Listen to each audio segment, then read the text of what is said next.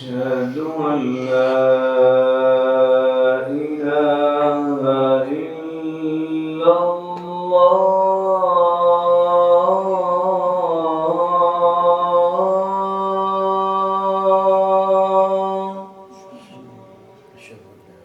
أشهد أن لا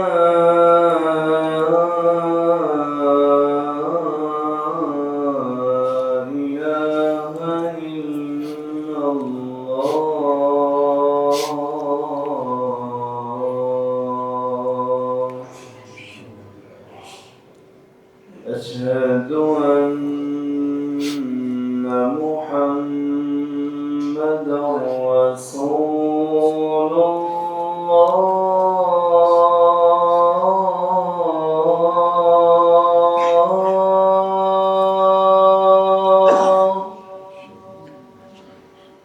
أشهد أن محمدًا رسول الله.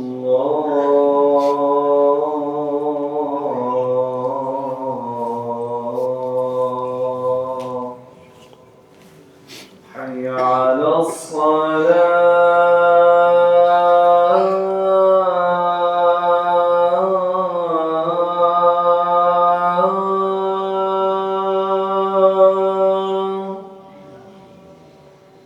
حي على الصلاة.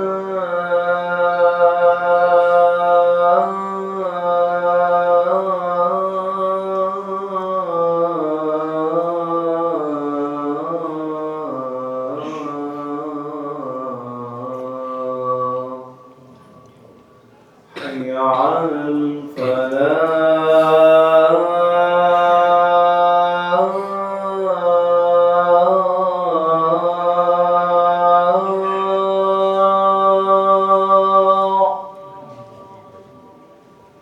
حي على الفلاح.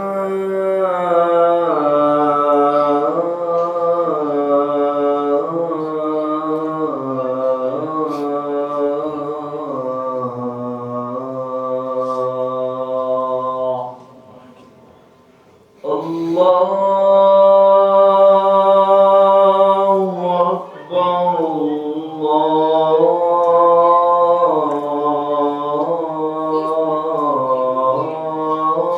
الله أكبر. لا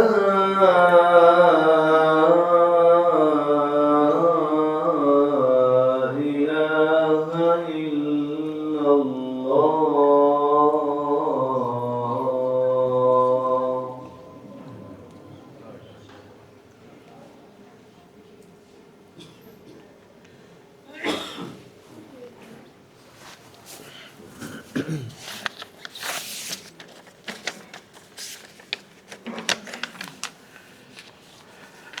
الحمد لله نحمده ونستعينه ونستغفره ونؤمن به ونتوكل عليه ونعوذ بالله من شرور أنفسنا ومن سيئات أعمالنا من يهده الله فلا مضل له ومن يضلل فلا هادي له أشهد أن لا إله إلا الله وأشهد أن محمدا عبده ورسوله أما بعد فإن خير الحديث كتاب الله وخير الهدي هدي محمد صلى الله عليه وسلم وشر الأمور محدثاتها وكل محدثة بدعة وكل بدعة ضلالة وكل ضلالة في النار. أعوذ بالله من الشيطان الرجيم. بسم الله الرحمن الرحيم. ولا تكونوا كالذين تفرقوا واختلفوا من بعد ما جاءهم البينات وأولئك لهم عذاب عظيم. صدق الله العظيم. اللهم صل على محمد وعلى آل محمد كما صليت على إبراهيم وعلى آل إبراهيم إنك حميد مجيد. اللهم بارك على محمد وعلى آل محمد كما باركت على إبراهيم وعلى آل إبراهيم إنك حميد مجيد. اللهم ربنا آتنا في الدنيا حسنة وفي الآخرة حسنة وقنا عذاب النار. کچھ ایسے لوگ ہوں گے جو دین پر عمل کر کے بھی برباد ہو جائیں گے۔ کچھ ایسے عمل ہوتے ہیں کرنے والا یہ سمجھتا ہے کہ میں دین پر عمل کر رہا ہوں، اور اس کا وہ عمل ہی اس کی بربادی کا باعث بن جاتا ہے۔ کچھ معاملات ایسے ہیں انسان یہ سمجھ رہا ہوتا ہے کہ میں دین اور دین کے مطابق چل رہا ہوں، حالانکہ وہی دین اس کے اس عمل کو رد کرتے ہوئے اس شخص کا نامہ اعمال سیاہ کر دیتا ہے۔ دین پر عمل بہت خوش قسمتی کی بات ہے، اور یہ توفیق خاص لوگوں کو ملتی ہے، لیکن اس دین کے معاملے میں اور دین کے عمل کے معاملے میں بہت سی نزاکتیں بھی ہیں۔ ایک منظر سمجھیے، قیامت کا دن ہے، حدیث شریف میں آتا ہے سب سے پہلے جس کا حساب شروع ہوگا، ان اول ناس یقضى یوم القیامت علیہ رجل استشہد، قیامت کے دن جس شخص کا سب سے پہلے حساب شروع ہوگا، ایک آدمی ہوگا جس کو شہادت ملی ہوگی اور اللہ کی راہ میں اس نے جان دی ہوگی۔ اس کو بلایا جائے گا، اس کے سامنے اس کی ملی ہوئی نعمتیں رکھی جائیں گی، پہچان لے گا، کہے گا ہاں مجھے ملی تھیں۔ پوچھا جائے گا فما عملت فیہا، ان نعمتوں میں کیا کر کے آئے؟ کہے گا قاتلت فیک حتی استشہدت، اے اللہ میں نے آپ کے راستے میں لڑائی کی یہاں تک کہ مجھے شہادت مل گئی۔ کہا جائے گا تم جھوٹ بول رہے ہو، کذبت، جھوٹے ہو، ولکنک قاتلت لأن یقال جری، تم اس لیے لڑ رہے تھے تاکہ لوگ کہیں بندہ بڑا بہادر ہے، یہ بڑا نڈر آدمی ہے، تمہاری قصے کہانیاں بیان کرے، تمہارا نام ہو۔ فقط قیل، جاؤ دنیا میں تو تم اس بات سے مشہور ہو گئے تھے، تمہیں جو خواہش تھی وہ مل گئی تھی، تمہارا یہ عمل لڑائی کرنا، جان دے دینا اللہ کی خاطر نہیں تھا۔ حدیث کہتی ہے ثم امر به فصحب على وجهه حتى القي في النار، اس شخص کو کے بارے میں حکم دیا گیا، اس کو گھسیٹا گیا اور گھسیٹ کر دوزخ میں ڈال دیا گیا۔ اس نے عمل تو بظاہر دین پر کیا تھا، لڑا تھا، اس لشکر میں تھا جو دینداروں کا لشکر تھا، بظاہر سامنے کافر تھے، لیکن اسلامی لشکر میں ہونے کے باوجود ارادہ اور نیت یہ تھا کہ مشہور ہو جاؤں کہ بڑا بہادر ہے، بڑا اونچے درجے کا شہسوار ہے۔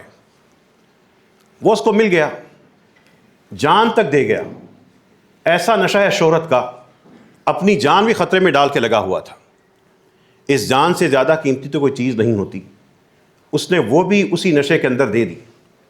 ایسا گمراہی میں تھا کہ اتنا بڑا کام، لیکن اتنی بڑی تھکاوٹ، زخم، خطرہ، وہ مول لے رہا ہے، لیکن اپنے دل کو ٹھیک نہیں کر سکا، اس عمل کی بنیاد ٹھیک نہیں کر سکا۔ فصحب علی وجہہ، اس کے الٹے منہ کر کے، رسوا کر کے، الٹا منہ کر کے کھینچ کے اس کو دوزخ میں ڈال دیا گیا۔ عمل دین پر کر رہا تھا، لیکن دین پر عمل کر کے بھی برباد ہو گیا، خرابی نیت میں تھی۔ اسی حدیث شریف میں رسول اللہ صلی اللہ علیہ وسلم ایک اور شخص کا بتاتے ہیں، وَرَجُلٌ تَعَلَّمَ الْعِلْمَ، ایک آدمی نے علم حاصل کیا، وَعَلَّمَهُ، اور اس کو سکھایا، وَقَرَأَ الْقُرْآنَ، قرآن کا ماہر تھا، قرآن اس نے پڑھا۔ اب قیامت کا دن ہے، اٹھایا گیا، اس کو نعمت دکھائی گئی، یہ صلاحیت تھی، اس نے پہچان لی ہاں تھی۔ کہا گیا فما عملت فیہا، بتاؤ اس جو اللہ نے صلاحیت اور نعمت دی تھی کیا کر کے آئے؟ کہنے لگا تعلمت العلم وعلمتہ، میں نے خود بھی علم حاصل کیا، پھر میں نے اس کو سکھایا، وقرأت فیک القرآن، اور میں آپ کی خاطر بڑا قرآن پڑھتا تھا۔ اللہ جواب دیں گے کذبت، جھوٹ بول رہے ہو۔ قاری قرآن کو، عالم قرآن کو، قرآن کی تعلیم و تعلم اپنی زندگی لگا دینے والے کو آگے سے یہ سننے کو ملے گا۔ کہا جائے گا وَلَكِنَّكَ تَعَلَّمْتَ الْعِلْمَ، تم نے علم حاصل کیا تھا اور صرف اور صرف تمہاری نیت یہ تھی، کہا جائے بڑا اسکالر ہے، عالم، بڑا علم ہے اس بندے کے پاس، اپنا علم تم بکھیرتے تھے، نیت یہ تھی کہ لوگ تمہارے علم کا چرچا کریں، اور تم نے قرآن کریم پڑھا، وَقَرَأْتَ الْقُرْآنَ لِيُقَالَ هُوَ قَارِئٌ، تم قرآن کریم کی بنا کے تلاوتیں کرتے تھے تاکہ لوگ کہیں بڑا شاندار قاری ہے، تمہیں صرف شہرت سے محبت تھی۔ یہ تمہاری آیتیں، یہ تمہارے رکوع، یہ تمہارے سجدے، یہ سارے کے سارے ہماری خاطر نہیں تھے۔ اچھا تم مشہور جو ہونا چاہتے تھے وہ تو ہو گئے، فقط قیلا، جو تم نے شہرت حاصل کرنی تھی کر لی، تمہارے فالوور تھے، تمہارے بارے میں اچھا گمان رکھنے والے، تمہاری تعریف کرنے والے بڑے تھے، فقط قیلا، وہ تو ہو گیا، جو تمہیں چاہتے تھے وہ تمہیں مل گیا۔ لیکن یہاں پہ تمہارا معاملہ یہ ہے ثم امر به فصحب على وجهه حتى القي في النار، اس عالم قرآن کو، قاری قرآن کو حدیث شریف کہتی ہے الٹا گھسیٹا جائے گا، چہرے کے بل گھسیٹ کر اس کو دوزخ میں ڈال دیا جائے گا۔ دین پر عمل کر رہا تھا، بظاہر دین پر عمل کر رہا تھا، لیکن نیت ٹھیک نہیں تھی، خالص نہیں تھی۔ ہمیں اسلام نہیں چاہیے، ہمیں مخلصین لہ الدین بھی ساتھ ہونا ہمیں درکار ہے۔ قرآن دین کے ساتھ مخلصین لہ الدین، اس کے لیے دین کو ہر چیز سے پاک کر کے، بنا سوار کے، چمکا کے پیش کرنے والے وہی کامیاب ہوں گے۔ جن کی نیتوں میں کھوٹ آ گیا، اپنے مفاد آ گئے، وہ رہ گئے۔ وہ مخلصین لہ الدین، دین سے پہلے اس کے ساتھ ہی ہوگا مخلصین، خالص ہوتے ہوئے، خالص کرتے ہوئے، ہر ملاوٹ کو دور کرتے ہوئے۔ اسی حدیث شریف میں تیسرے شخص کا ہے وَرَجُلٌ وَسَّعَ اللَّهُ عَلَيْهِ وَأَعْطَاهُ مِنْ أَصْنَافِ الْمَالِ كُلِّهِ، بندے کو اللہ نے بڑا مال دیا تھا، ہر قسم کا مال ہے، اس کے پاس مال ہے، فَأُتِيَ بِهِ، اب اس کا حساب ہوا، اس کے سامنے وہ نعمت پیش کی گئی، فَعَرَفَهُ، فوراً پہچان لی، ہاں مجھے یہ چیزیں ملی تھیں۔ قال، پوچھا کیا، فما عملت فیہا، بتاؤ یہ اس مال کو کس طرح اس پہ عمل کر کے آئے ہو؟ کہے گا ما ترکت من سبیل تحب ان ينفق فیہا الا انفقت فیہا لک، اے اللہ آپ کو جو بھی ایسی جگہ جہاں پہ خرچ کرنا پسند ہو، میں وہاں پہ خرچ کر کے آیا ہوں، آپ کی خاطر خرچ کر کے آیا ہوں۔ بندہ اور اللہ آپس میں مکالمہ کر رہے ہیں، اور بتانے والے رسول اللہ صلی اللہ علیہ وسلم ہیں۔ میں جو بھی جگہ تھی، یتیم تھے، بیوائیں تھیں، مسجدیں تھیں، مدارس تھے، تعلیم تھی، صحت تھی، میں نے ریسرچ تھی، کوئی جگہ چھوڑی نہیں، میں مال وہاں پہ لگاتا رہا۔ اللہ کہیں گے کذبت، جھوٹ بول رہے ہو، کذبت، جھوٹ بول رہے ہو، وَلَكِنَّكَ فَعَلْتَ لِيُقَالَ هُوَ جَوَادٌ فَقَدْ قِيلَ، تم نے صرف اور صرف اس لیے یہ خرچ کیا تھا تاکہ لوگ کہیں بڑا سخی ہے، بڑا بانٹتا ہے، بہت دیتا ہے۔ فقط قیل، جو تم چاہتے تھے تمہاری شہرت ہو گئی، تمہارے بارے میں کہہ دیا گیا۔ حدیث کہتی ہے ثم امر به فصحب على وجهه ثم القي في النار، اس شخص کو چہرے کے بل الٹا کر کے گھسیٹا گیا اور دوزخ میں ڈال دیا گیا۔ عمل دین پر کر رہا تھا، لیکن دین پر عمل ہی اس کو برباد کر گیا۔ کیوں؟ عمل بظاہر دین پر تھا، نیت میں کھوٹ آ گئی تھی شہرت کی۔ قاری قرآن تھا، دوزخ میں چلا گیا۔ اللہ کی راہ میں خرچ کرنے والا تھا، دوزخ میں چلا گیا۔ اللہ کی راہ میں جان دے دینے والا تھا، دوزخ میں چلا گیا۔ دین پر عمل کرتے ہوئے جب شہرت یا دنیا یا مال کا نشہ اور سوچ آ جائے، دین اس وقت روٹ جاتا ہے۔ مخلصین لہ الدین، مخلص کہاں ہیں؟ وہ جو ہر چیز کو دور کر کے دین کو خالص بنا کے رکھتے ہیں، دین کے معاملے میں کوئی چیز نزدیک نہیں پھٹکنے دیتے۔ یہ تلاوتیں، یہ خطبے، یہ واعظ، یہ اذکار، یہ خرچ، یہ صحبتیں، یہ مجلسیں، یہ حفظ، یہ تعلیم، یہ سیکھنا، یہ سکھانا، اگر اللہ کی خاطر ہے، اور اللہ کی خاطر رہا تو بڑی کامیابی ہے، اور اگر اس میں ذرا سی بھی ملاوٹ آ گئی، مخلصین نہیں رہیں گے، عمل ضائع ہو جائیں گے۔ یہ اخلاص، یہ نیتوں کا ٹھیک رہنا، یہ مفادات نہیں، للہیت کے لیے نیک عمل کرنا، یہ دین پر عمل کی شرط ہے۔ پھر رسول اللہ صلی اللہ علیہ وسلم کی مجلس میں حاضر ہو جائیں، وہاں پر جا کے دیکھیں کہ کون سی چیزیں ہیں کہ دین پر عمل کرنے کے باوجود بھی بندہ ناکام ہو جاتا ہے، اور پھر اپنا محاسبہ کریں، میں جو دین پر عمل کرتا ہوں، میرے معیار اور رسول اللہ صلی اللہ علیہ وسلم کی احادیث اور قرآن کی آیات میں جو معیار ہیں ملتے ہیں، یہ فرق آ چکا ہے۔ عمل میں نیت بھی ٹھیک ہو، دوسرا پوری توجہ ہو۔ رسول اللہ صلی اللہ علیہ وسلم تشریف فرما ہے، ایک شخص آتا ہے، آ کر اس نے نماز پڑھی، نماز پڑھنے کے بعد آیا رسول اللہ صلی اللہ علیہ وسلم کے پاس، آ کر سلام کیا۔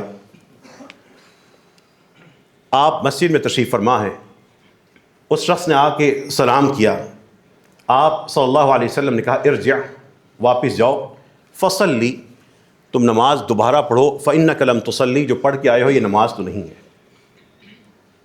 صحابی ہیں، رسول اللہ صلی اللہ علیہ وسلم کی مسجد میں ہیں، نماز پڑھتے ہیں، نماز پڑھ کے آ کے سلام کرتے ہیں، آپ کہتے ہیں واپس جاؤ، جا کے نماز پڑھو، تم نے نماز نہیں پڑھی۔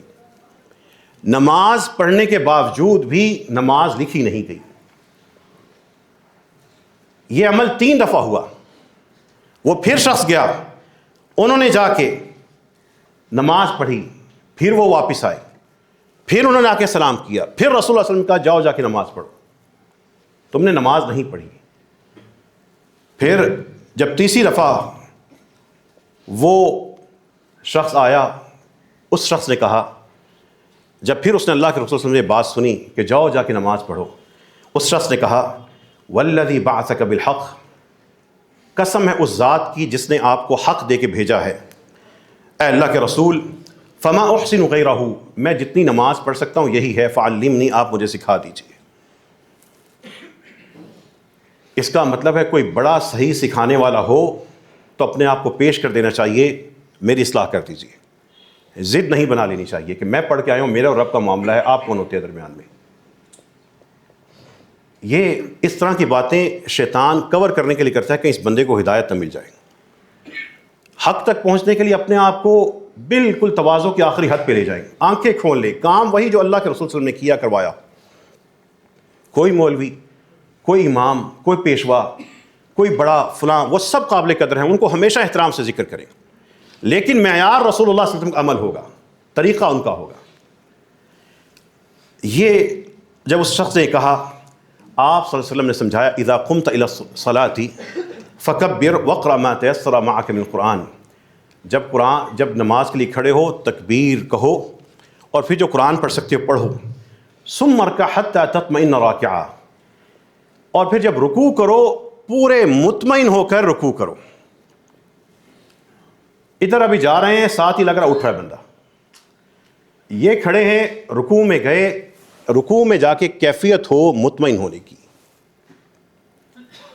اور پتہ لگ رہا ہو کہ ایک شخص رکوع کو حق دے رہا ہے، اور اس کے بعد کھڑے ہو، تطمئن راکعا، اپنی اپنی نمازوں کا جائزہ لینا، اکثریت جائے گی اور ساتھ ہی کھڑی ہو جائے گی، حتی تطمئن راکعا۔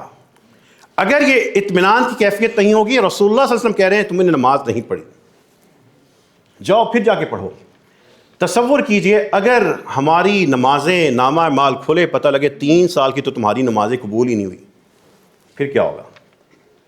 اور 4 سال کی جو تمہاری ہیں یہ بس واجبی سی ہیں، چلو گزارا کر لیتے ہیں، پھر کیا ہوگا؟ تطمئن راکعا۔ اور پھر رسول اللہ صلی اللہ علیہ وسلم فرماتے ہیں ثم ارفع، پھر کھڑے ہو، حتی تعتدل قائما، جب رکوع سے کھڑے ہو تو اس وقت کھڑے ہو کر سیدھے ہو کر ایک اطمینان اور اعتدال کی کیفیت میں آئیں۔ اور آپ دیکھ لیجئے گا، باقاعدہ سروے کیجئے گا، سٹڈیز کیجئے گا، مختلف مساجد میں مختلف عمر کے لوگوں پر آپ اس کی پوری ریسرچ کروا لیں، رکوع میں جائیں گے ساتھ ہی کھڑے ہوئے، ساتھ ہی سجدے میں، بھاگ لگی ہے۔ ایک کے بعد دوسرے کی فکر پڑی ہے، اگلے کو کرنے کے چکر میں پچھلا بھی خراب کر کے جا رہے ہیں۔ رسول اللہ صلی اللہ علیہ وسلم فرما رہے ہیں ثم اسجد حتی تطمئن ساجدا، پھر سجدہ کرو، سجدہ کرو، سجدے میں بھی تم اطمینان کی کیفیت میں چلے جاؤ۔ 3 پڑھ کے بھی بڑا اطمینان آ جاتا ہے، لیکن 3 کو سبحان اللہ سبحان اللہ سبحان اللہ کہہ کے غائب کر دینا، خراب کر دینا، نہ سبحان کا پتہ، نہ ربی کا پتہ، نہ ربی کے اندر اس تعلق کا پتہ جو ریا میں ہے، نہ اعلیٰ کی کوئی خیال، سجدہ کیے جا رہا ہے، کر رہا کیا ہے؟ اتنی جلدی سے اپنے کسٹمر سے بات نہیں کرے گا، اللہ کے حضور کیا کر رہے ہو؟ اتنی جلدی اپنے رشتہ داروں سے بات نہیں کرو گے کہ لوگ مذاق اڑائیں گے، آرام سے تمیز سے بات کرنے بھی نہیں آتی، اور وہاں پہ اللہ کے حضور جا کے اس طرح پڑھ رہے ہو۔ رسول اللہ صلی اللہ علیہ وسلم فرما رہے ہیں ثم ارفع حتی تطمئن جالسا، جب سجدے سے اٹھو تو بڑے مطمئن ہو کے بیٹھو۔ ثم افعل ذلك فی الصلاۃ کلھا، اور پھر پوری کی پوری نماز میں تمہاری یہ کیفیت ہونی چاہیے۔ یہ اس شخص کو بتا رہے تھے جو رسول اللہ صلی اللہ علیہ وسلم کی موجودگی میں آ کے نماز پڑھتا ہے، پھر پڑھتا ہے، پھر پڑھتا ہے، 3 دفعہ کہا جاتا ہے نہیں پڑھی پھر پڑھو۔ عمل دین پہ ہو رہا تھا لیکن وہ عمل قبول نہیں ہو رہا تھا۔ وجہ کیا تھی؟ توجہ نہیں تھی۔ وہ جو ایک اور حدیث ہے کہ اللہ تعالیٰ کسی غافل دل سے دعا قبول نہیں کرتے۔ بندہ بیٹھا دعائیں کیے جا رہا ہے، ساتھ سوچ رہا ہے بزنس فلاں یہ آگے پیچھے ٹائر پنچر لگوانا ہے گاڑی، اور ساتھ ساتھ دعائیں کر رہا ہے۔ اللہ تعالیٰ کسی غافل دل سے جس کی توجہ نہ ہو دعا قبول نہیں کرتے۔ کہنے کو دعا کر رہا ہے، وہ دین پر عمل کر رہا ہے لیکن وہ عمل مردود ہے۔ پہلی بات نیت ٹھیک ہو، دوسری چیز دین پر جب عمل کرنا ہے آپ کی توجہ ہونی چاہیے، اور تیسری چیز جو ہمیں برباد کر رہی ہے بطور خاص میڈیا کے اس دور میں، منظر یہ ہوتا ہے 2 لوگ بیٹھے ہیں، کسی کی پوسٹ آئی، بحث شروع ہو گئی، ایک نے حضرت علی کی طرف کا محاذ سنبھال لیا، دوسرا معاویہ کی طرف چلا گیا رضی اللہ عنہما، دونوں بحث کر رہے ہیں۔ بحث کرتے کرتے حضرت علی کے بھی بہت سے صحابہ ساتھ تھے، حضرت معاویہ کے بھی بہت سے ساتھ تھے۔ یہ نالائق، یہ دونوں نکمے جن کی اپنی شاید نمازیں بھی پوری نہ ہوں، یہ حضرت علی اور معاویہ کے حساب پر تلے ہوئے ہیں، دونوں بحث کر رہے ہیں۔ اپنے دور کے حکمرانوں کی کہانی اپنے دور میں جی کر بھی ان کو سمجھ نہیں آتی۔ یہ 1300 سال پہلے کے فیصلے کرنے پہ تلے ہوئے، دونوں بحث کر رہے ہیں۔ لوگ سننے والے سمجھتے کہ دونوں دیندار ہیں، دونوں بدبختی میں کسی ایک صحابی کی بے ادبی کرنے پر ان سے گستاخی ہو رہی ہے۔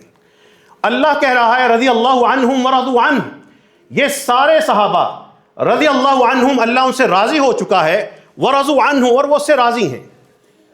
ان کے آپس کے معاملات وہ کیا ہیں وہ جانے، ان کا رب جانے، ہمیں تو سب سے محبت ہے۔ قرآن کہہ رہا ہے وَكُلًّا وَعَدَ اللَّهُ الْحُسْنَى، یہ اللہ کے رسول صلی اللہ علیہ وسلم کے جماعت ہی ایسی، ان میں سے ہر کسی کو اللہ نے شاندار چیز سے نواز دینا ہے، لیکن وہ انسان ہیں، ان کے رشتے ہیں، رشتہ داریاں ہیں، گلی محلے ہیں، تجارتیں ہیں، آپس میں وہ سب انسانی معاملات تھے۔ یہ دونوں لوگ جو بحث کر رہے ہیں، یہ بحث کرتے کرتے حضرت عائشہ کے کردار تک چلے جاتے ہیں۔ ان دونوں میں سے کوئی یہ برداشت نہیں کرے گا کہ مسجد میں میری ماں کا حساب کوئی کرے، لیکن امہات المومنین ان کا حساب کرنے پر یہ تلے ہوئے ہیں۔ ان کو ابھی قرآن پورا سمجھ نہیں آتا، حدیث ان لوگوں نے دونوں نے ہی نہیں پڑھی۔ ان سے اگر پوچھا جائے نا قرآن کے یہ ایک آیت ہے اس کا ترجمہ بتاؤ، نہیں کر سکیں گے۔ اپنی عقل کی بنیاد پر نادان دین کے اس حصے کو جو اللہ نے ان پہ نہ فرض کیا، نہ مکلف بنایا، نہ ذمہ دار بنایا، وہ عمل کر رہے ہیں، اور نادانستی میں کسی ایک صحابی کی قدر کو، عظمت کو پامال کر رہے ہیں۔ یہ دونوں نادان دین پر عمل نہیں کر رہے، اپنے ایمان کو خطرے میں ڈال رہے ہیں۔ قرآن کہہ چکا جن سے اللہ کے رسول راضی گئے، ہم ان کے بارے میں کیا حکم لگائیں؟ ہمیں کس نے ان پہ حکم لگانے کا حق دیا؟ کیا ہم اپنے بارے میں اتنے اپنے آپ کو سمجھنے لگے کہ ہم صحابہ کے حساب ہم کریں گے؟ یہ آج کے دور کا فتنہ ہے۔ بہت سے لوگ آئیں گے جمعے کے بعد سوشل میڈیا پہ کسی مجلس میں ہم سے سوال کرتے ہیں فلاں مسئلے میں آپ کی کیا رائے ہے؟ ان سے میں اتنا پوچھتا ہوں، قرآن کریم کی سارا ترجمہ اچھی طرح آتا ہے، ساری آیتوں کا مفہوم سمجھ لیا ہے، تفاسیر پڑھ کے اور گہرائی حاصل کر لی ہے؟ نہیں، وہ تو سمجھ نہیں آتا. تو پھر تمہیں کیا لگا ہے کہ تم اس دور کے ان اختلافی مسائل کو اٹھا کر چیمپئن بننے پہ تلے ہو؟ قرآن تمہیں سمجھ نہیں آیا، حدیث تمہیں سمجھ نہیں آئی، اور بدبختی یہ ہے کہ ان بحثوں کو اٹھانے والے انہوں نے کبھی کاوش نہیں کی کہ ہمارے لوگوں کو قرآن پورا سمجھ آ جائے. قرآن کے بجائے ترجیح کیا ہے؟ یہ میں نے بحث اٹھا دی، یہ میں نے بریکنگ نیوز کے چکر میں، میں نے وائرل ہونے کے چکر میں نے ایک شوشہ چھوڑ دیا،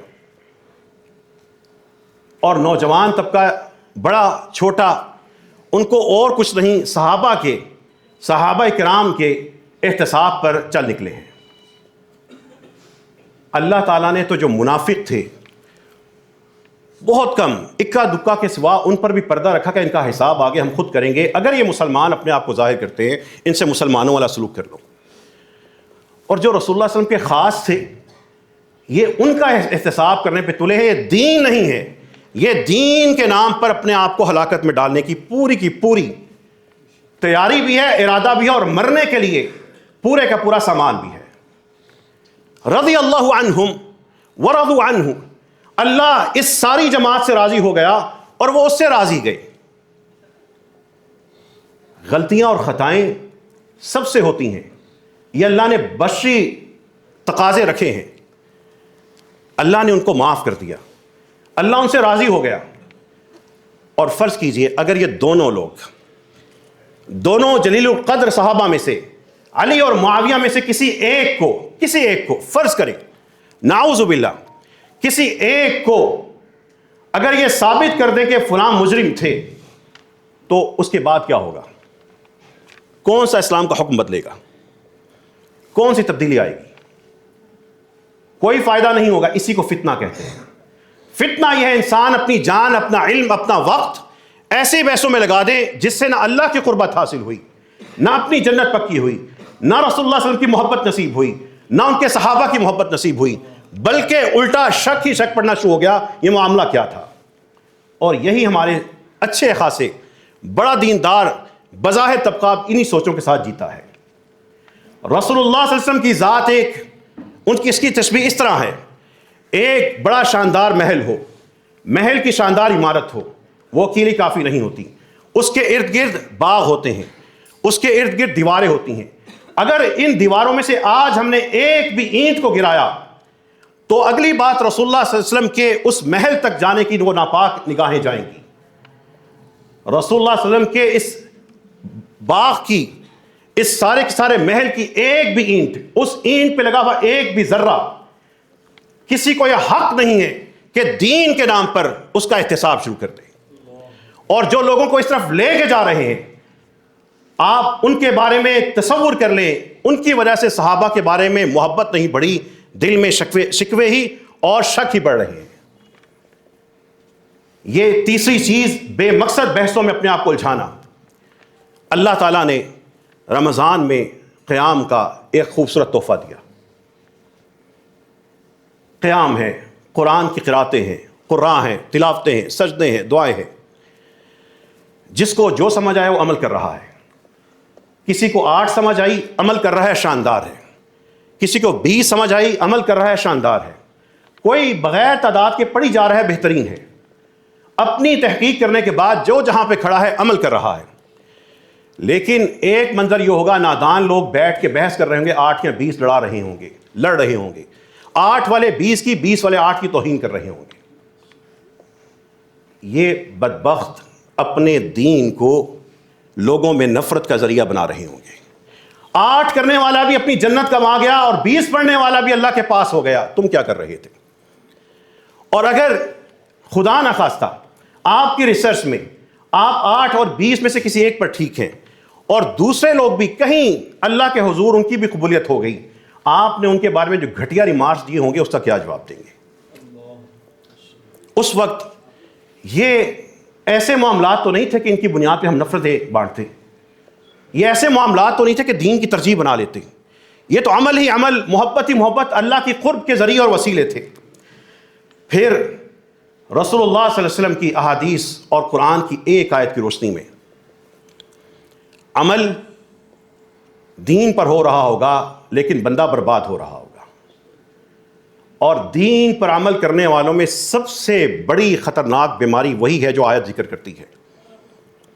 منظر یہ ہوگا، مسجدیں بنیں گی، اوپر نام فرقے کا لکھ دو، بات کریں گے لیکن ہمارے فرقے کے لمٹس ہیں، اس کے اندر بات کرنی ہے، باہر کی بات ذکر نہیں کرنی۔ ہم فلاں لوگوں کے نام لیوا ہیں، یہ ہمارے سارے کا سارا ٹولہ ہے، اس ٹولے کے یہ 2-3 بڑے ہیں، ہم نے ان کا نام لے کے بات کرنی، اس سے باہر جا کے ادھر ادھر کے دلائل نہیں دینے۔ اور عام مسلمانوں، ان کی کیفیت یہ ہے کہ چندہ دینا ہے تو ڈھونڈو اپنے اپنے مسلک کی مسجد کہاں ہے، نیک کام کرنا ہے، قاری قرآن کتنا اچھا ہو، بھائی ہماری جماعت کا نہیں ہے۔ ایک فرقوں کا ایک بت ہے، اب فرقوں کے اندر جماعتوں کے بت ہیں، فرقوں کے اندر پھر جماعتیں آ چکی ہیں، جماعتوں کے اندر پھر گروپ آ چکے ہیں، اور اب ایک نئے فتنتیں مختلف ادارے ہیں۔ ہمارے ادارے کی روشنی میں قرآن اور دین کی فلاں بات ٹھیک ہے، لیکن ہمارے ادارے کی پالیسی ہے دین پر عمل کرتے ہوئے جب انسان کا معیار فرقہ ہو جائے، قرآن کیا کہتا ہے، قرآن کی آیت کیا کہتی ہے، اسی آیت کے بنیاد پہ اپنا فیصلہ کر لے۔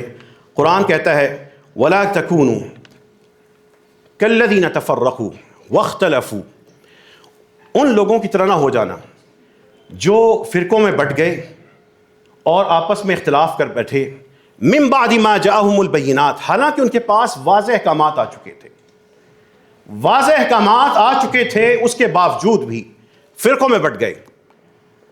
اچھا یہ اتنی سی بات ہے، بٹ گئے تو معاملہ ختم نہیں، قرآن کہتا ہے وَأُولَئِكَ لَهُمْ عَذَابٌ عَظِيمٌ، ایسے لوگوں کے لیے ہی خوب بڑا عذاب ہے۔ اگر انسان مسلک کی محبت میں ہی نمازیں پڑھ رہا ہے اور اس نے سوچ رکھا ہے کہ میرا مسلک، اور جس مسلک میں اٹھتا بیٹھتا جیتا کھاتا پیتا ان کو بتاتا ہوں، اسے نکلواتا ہوں، اس میں یہ چیز چلتی ہے، میں نے یہ حکم بتانا ہے، دوسرا نہیں بتانا، حالانکہ اس کو پتا ہے کہ اللہ کے رسول کی کوئی حدیث ہے، کوئی آیت ہے، یہ مسلک کی محبت اس پہ غالب آ گئی، اولئک لہم عذاب عظیم، یہی ہے۔ بنا لو مسجدیں مسلک کے نام پر، کھڑے کر لیں بڑی بڑی تنظیمیں، لیکن اگر مسلکوں کی محبت غالب ہے، یہ جانے اور قرآن کی آیت جانے، درمیان میں کہ سفارشی نہیں ہو سکتا۔ دین پر عمل کرتے ہوئے بندے برباد ہو سکتے ہیں۔ اپنے دین پر اپنے عمل کو دیکھ لیجئے گا۔ آج میں نے 4 چیزیں ذکر کی ہیں۔ پہلی چیز، اگر انسان کی نیت خراب ہو جائے، سارے کا سارا عمل برباد۔ وہ حافظ قرآن گیا دوزخ میں، وہ اللہ کی خاطر خرچ کرنے والا گیا دوزخ میں، وہ عالم گیا دوزخ میں، وہ اللہ کی راہ میں جہاد دینے والا مجاہد، وہ فوجی گیا دوزخ میں۔ اور اگر رسول اللہ صلی اللہ علیہ وسلم کی تعلیمات کے مطابق نماز نہیں ہے اور ان کے بتائے ہوئے طریقوں کے مطابق نہیں ہے، وہ نماز بھی اللہ کے رسول صلی اللہ علیہ وسلم کی موجودگی میں بھی قبول نہیں ہوئی تھی۔ کہا گیا تھا جاؤ جا کے پڑھ کے آؤ، تم نے نماز نہیں پڑھی۔ اور تیسری بات، اگر ہماری توجہ نہ ہو، نیت ہے توجہ نہیں ہے، اللہ تعالیٰ اس دعا کو قبول ہی نہیں کرتے۔ جو کہتے ہیں مجھے بلاؤ، لیکن بلا رہا ہے، اس کا دھیان ادھر ہے ادھر ہے، وہ اللہ تعالیٰ اس کا عمل قبول نہیں کرتے۔ چوتھی اور آخری چیز، اگر فرقوں کی بنیاد پہ عمل کرنا ہے تو دوزخ میں جانے کے لیے بہترین گارنٹی ہے کہ زندگی میں فرقوں پہ عمل کرتے رہیں۔ جس نے دوزخ میں جانا ہے وہ فرقوں کے اندر جا کے اپنے آپ کو بسا لے، فرقوں کا ہو جائے، اس کا رسول اللہ صلی اللہ علیہ وسلم سے کیا تعلق؟ اللہ تعالی ہمیں دین پر اخلاص نصیب فرمائے، مخلصین لہ الدین میں شامل فرمائے۔ وآخر دعوانا ان الحمد للہ رب العالمین۔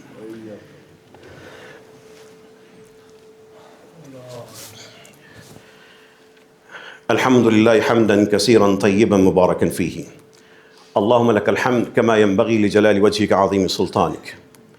جو ساتھی دروازے میں کھڑے ہیں اوپر چلے جائیں، جگہ موجود ہے۔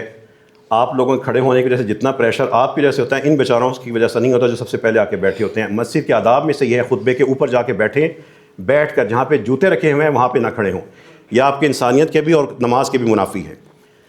اوپر چلے جائیں، جگہ بنی ہوئی ہے، ساری کے سارے اوپر کے فلور میں حال مکمل ہے۔ رسول اللہ صلی اللہ علیہ وسلم کی سنت کے مطابق ایک عمل نہ ہو عبادت ان کے مطابق نہ ہو وہ بھی قبول نہیں ہوتی۔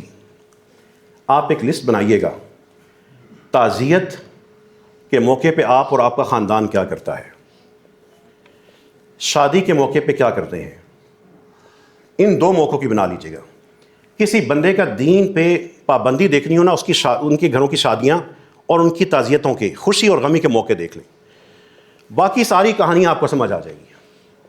یہ دو موقع ایسے ہوتے ہیں جس میں انسان سارے کے سارے اجتماعی ایک گیدرنگ ہوتی ہے، اور جب اجتماعی اکٹھ ہوتا ہے وہاں پہ بڑے بڑے بندے کچھ رسومات صرف اس لیے کرتے ہیں کہ لوگ کیا کہیں گے، اللہ کیا کہے گا وہ بات کہاں ہے۔ یہ وہ موقع ہوگا، بڑا دیندار بندہ ہوگا لیکن شادی کے موقع کے اوپر نظر آ رہا ہوگا کہ دینداری پہ معذرت افورڈ نہیں کر سکتا اتنا دین میں، اور فوتگی کے موقع پہ جو رسومات ہوں گی، لوگ کیا کہیں گے، باپ یا بھائی یا گھر میں میت ہوگی تو یہ کام نہیں کر سکے، تو پھر ایک دین لوگوں سے بنوا لیتے۔ یہ دو موقع ایسے ہوتے ہیں، آپ دین پر بگاڑ دیکھیے، عورتیں اور مرد اکٹھے ہو کے ایک ہی صف میں نمازیں پڑھ رہے ہیں، یہ بھی اب ہو رہا ہے۔ نکاح کے اپنے اپنے طریقے چل رہے ہیں، یہ بھی ہو رہا ہے۔ کیسی کیسی تفسیریں آ رہی ہیں، کیسے کیسے منظر آ رہے ہیں، یہ ہو رہا ہے۔ کیسے کیسے اچھل کود ہوتے ہیں، اور دیکھنے والی شخصیات مذہبی ہوتی ہیں، ٹوپیاں پہنی ہیں، پگڑ پہنی ہیں، بڑے بڑے عمامے پہنے ہیں، یہ سب دین کے نام پہ ہو رہا ہے۔ آپ کبھی جا کے اتنا جائزہ لیجئے کہ کیا رسول اللہ صلی اللہ علیہ وسلم نے کبھی کسی ایک صحابی کی قبر پر جا کے چادر چڑھائی، یا آپ کے کسی ایک صحابی نے جا کے چادر چڑھائی نبی کریم صلی اللہ علیہ وسلم کی قبر پر؟ کسی نے جا کے وہاں پہ عرق گلاب سے غسل دیے قبروں کو؟ کبھی ان چیزوں کا بڑے کھلے دل سے اپنا حساب کرتے ہوئے جائزہ لیں۔ یہ چھوٹی چھوٹے سوراخوں سے، مسلکوں کی محبت سے نکل کے اوپن ہو جائیں، اپنے آپ سے مخلص ہو جائیں۔ پتہ لگے گا ہمارے معاشرے میں اجتماعی طور پر جو دین کے نام پر عمل ہو رہا ہے وہ دین ہی کے ساتھ مذاق ہو رہا ہے۔ دین کے نام پہ کچھ چھٹیاں آتی ہیں سارا سال، آپ سارے مناتے ہیں، ساری چھٹی کرتے ہیں۔